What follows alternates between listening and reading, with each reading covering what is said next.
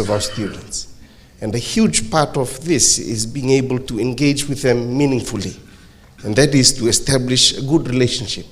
I was also very happy today that the good professor confirmed one of my personal philosophies, which is to adapt a extended family role within the classroom. I myself take the role as an elder sibling every time I teach. This is quite ironic because I'm the youngest in the family and I've never been an elder sibling to anyone.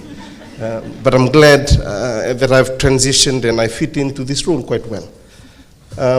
So perhaps to be of use to everyone who's here, I'll share a bit of our experiences at the School of Tourism and my own experiences in my courses, and that is in trying to build these relationships. So usually in the first encounter, I teach 100 level, and most of my colleagues have left me, leave me with TS 106, which is the first class that anyone takes if you take up a degree in tourism. And so I acknowledge the success of our students, making it so far into USP.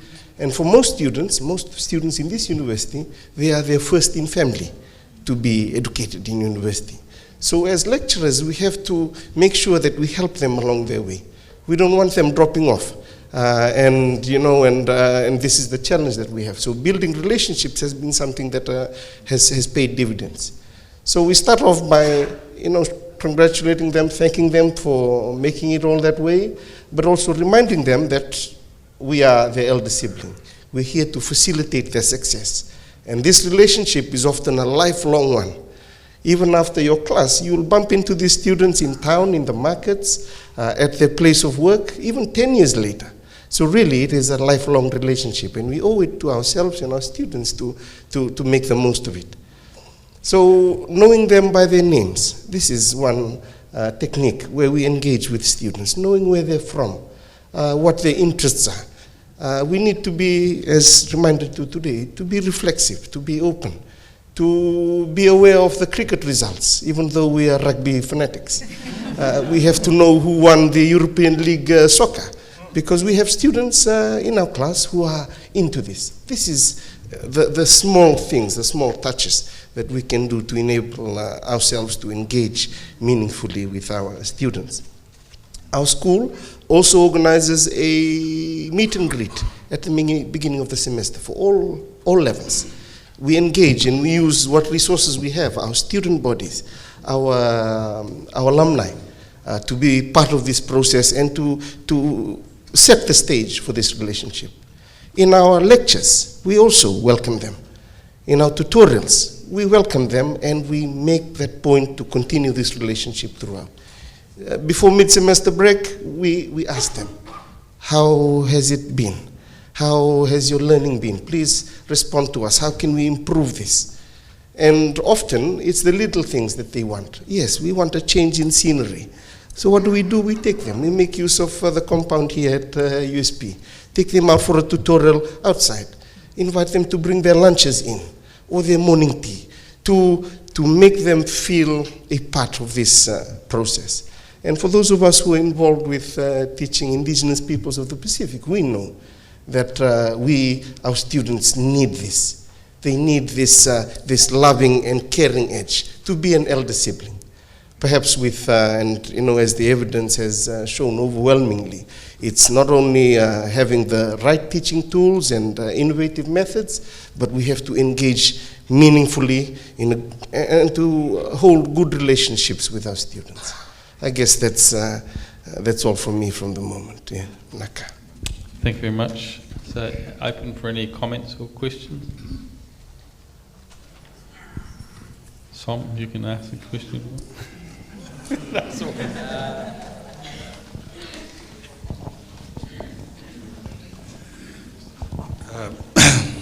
My name is Sione Lolesio. I come from the Kingdom of Tonga.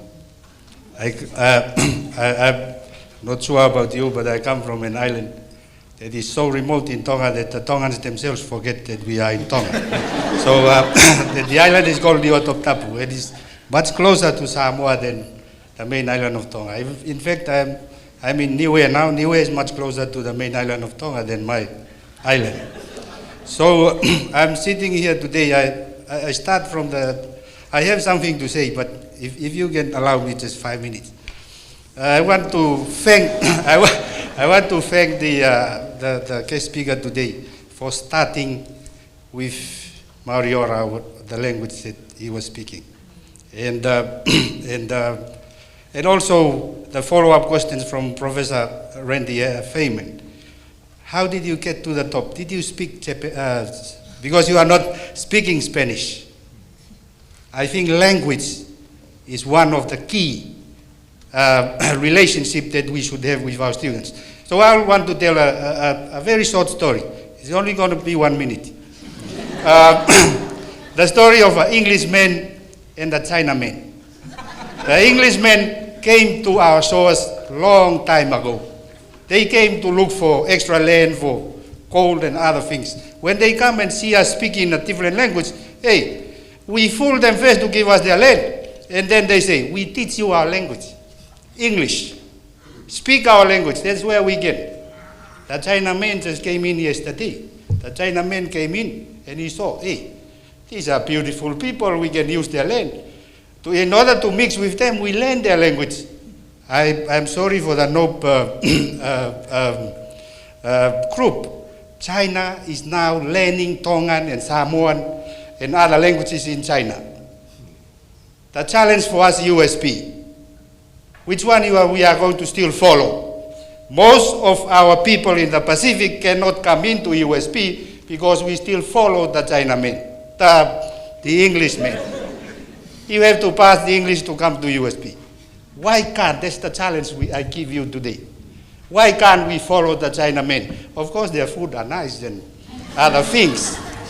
Shall we learn the language of the Pacific and change our courses into Kiribati and Tongan and Niueans so that everybody will be on to be?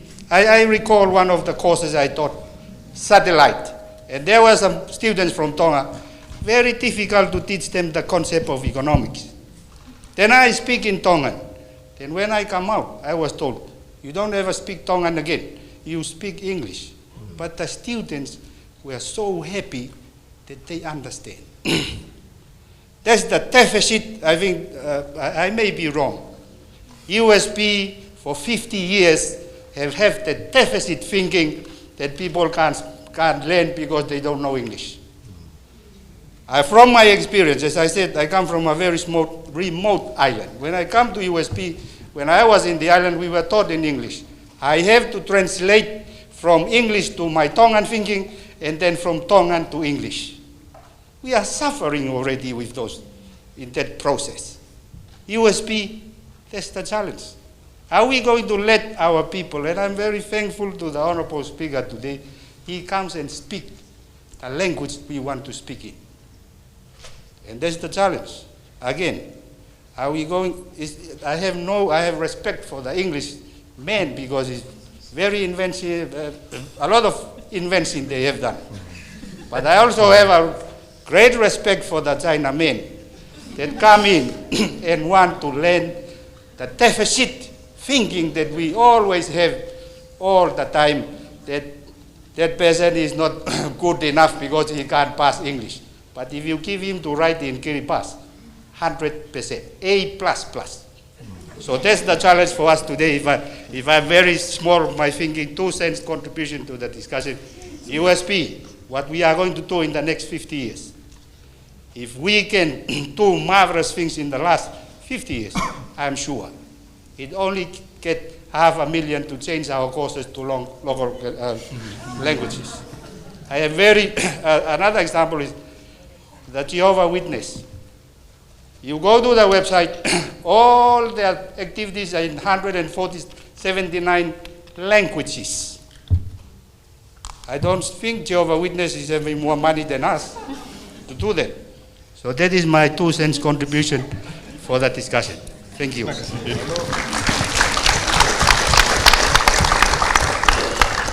Thanks for that. I'll just make a quick comment and then we'll move on to our last speaker. I think you do raise a very important issue, and I would agree that it is the university probably has a legacy of deficit thinking. I'll put myself in that category as well. That it is in my personal experience, and I'm sure our keynote speaker would say the same, is one of the most hardest things to overcome. Because it's quite a convenient solution, because you can blame somebody else and don't have to do anything yourself to do it.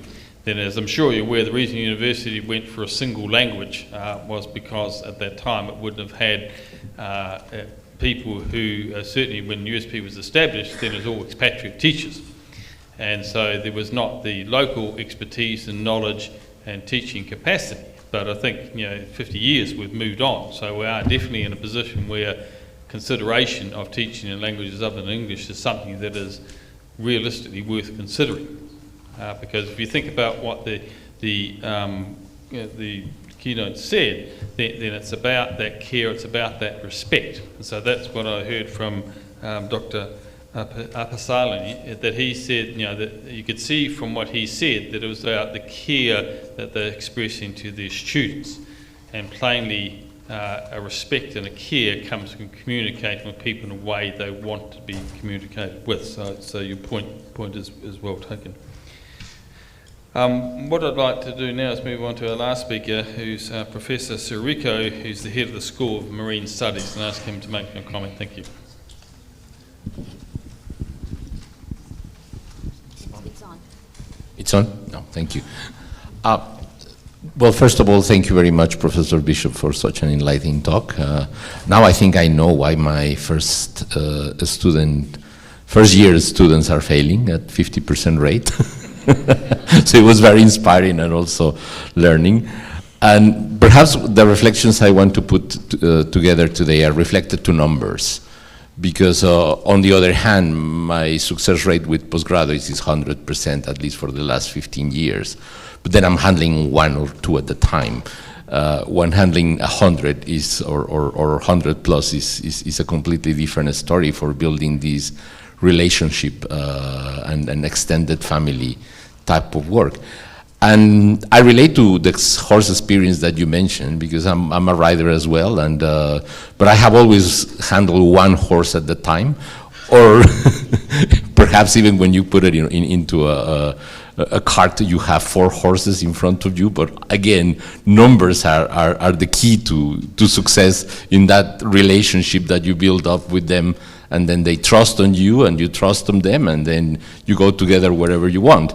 But when you have 100, then things come much more difficult. I have had the experience as well of ranching a herd of 100 or more horses, but then we have to be a lot of riders to control that, because a single rider will never be able to do it, right? So I suppose we need to establish also learning mechanisms to find out, or to, not to discover, but to bring the techniques that allow us to handle those numbers in an effective way. Because what happens from my experience in a university context is that we become lecturers soon after 3 years of postdoctoral research, or 5 years of postdoctoral research. And then by then all you have learned is how to do some good research, good science, if your field is science, or if it's not science, in humanities, you still have to do research. But we academics at universities very seldom go to learn pedagogy before entering into the lecturing world. At least in the Western universities is the way. I became lecturer for the first time after a PhD in Canada and a postdoc in England, and I was in England. And I never was exposed to any of these pedagogic techniques. You're just dumping there, you know your field, you're supposed to know how to teach your field. And with postgraduates, it's a learning process as well, but it's easier, again, because of numbers. But with undergraduates, you just learn by mistake and mistake and mistake, and when you change culture, you have to start all over again. And I think we are failing into providing our young academics and even senior academics with those skills, because we just don't get them from an academic career at university level. Perhaps it's more common at undergraduate level or secondary school, but certainly at university level is something that we are missing altogether, and I think it's very essential. So the book that you presented today seems to me very inspirational, and it has to become a must for everybody. But it will be also good to have more readings into techniques of how to handle large numbers and create that same environment and relationship that you can create with postgraduate students. And even for our young lecturers, to teach them how to create that with their postgraduate students to increase our completion rates will be very good. And another problem that we have at USP, from the way I see it, is that also staff turnover is very high. So it's very difficult, even with postgraduates, to build up on those relationships over a long period of time. Because if you're here on a very short period of time, you just don't have the time to build up those relationships, especially with research students that are going to be here anything from 1 to 3, 4 years, depending on the level of postgraduate education that they face. So I will welcome any comments on where can we find effective learning tools to build up that relationship when you're handling hundreds of students at once, and even when you're handling small numbers. If that is in the book, I think it must become a obligatory reading for all academics in the university. And if those techniques are available in other books, I think we will be more than grateful to obtain good bibliography to look after and read and study and discuss in our own forums and meetings. I think what you say today is amazing, extremely important, and I can see the key to that level of success with our teaching techniques. Thank you very much. Thank you so much. Open for any comments or questions? Tom? 3 out of 4, Tom. Sarah, you make very, very relevant points, and I think you echo the sentiments of a lot of people asking those kinds of pertinent questions. I think we put the blame to ourselves because it's not because of lack of information or lack of strategies. They are there, just like any discipline area. If you look at the educational literature, you find bucket loads of strategies that people have tried, that have worked, and produced both quantitative and qualitative data like the ones that Professor Bishop himself. So I think that the other question in relation to your question is, are we as an organization, as an institution, making this kind of literature, this kind of intelligence, information available to our academics who, as you say, rightly, are not trained in learning and teaching? I think we as organizations are failing in that part. These secondary schools, primary schools are in different situations. Universities are in a different situation because a lot of academics don't come with that kind of pedagogical training and do not have the time to delve into the literature that I'm talking about. So I think, and this is a conversation that I've been having with DVC earlier on, is how are we as an organization enabling our academics to access that literature in the least, in the easiest way possible without asking them to become experts in learning and teaching and cognition and all those kinds of things. So it's about how our institutions are organized to support best practices like the ones that Professor Bishop is talking about. And I think that's a question that we need to ask. Are we set up? Are our choreographies, our systems set up to enable those kinds of pedagogical practices to take place? And I'd like to explore that a bit further. Thanks, Tom. We probably may need to look to wrap it up now, if you don't mind. So I think, again, very interesting points, the notion about numbers, similar to the notion about distance and mode, all things that are challenges that we have to think about. And I'll let Professor Bishop, at the end of the session today, sort of essentially give commentary on what he's heard from the panel as well as generally.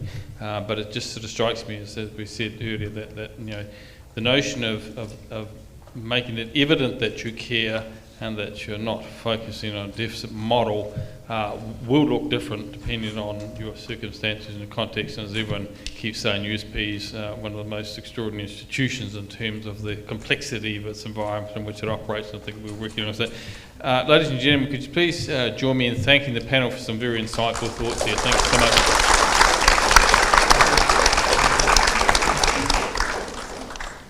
So the next part of the program is the presentations from the Teaching Excellence Award winners, and as I mentioned at the beginning, of today, then we have a model this year where the Teaching Excellence Award winners are joined by one of their students to try and add an extra dimension to the presentations as well. And the first of our speakers today is Fiona Willens from Whālei, and her student Nisita Huatava, who's a Whālei postgrad student.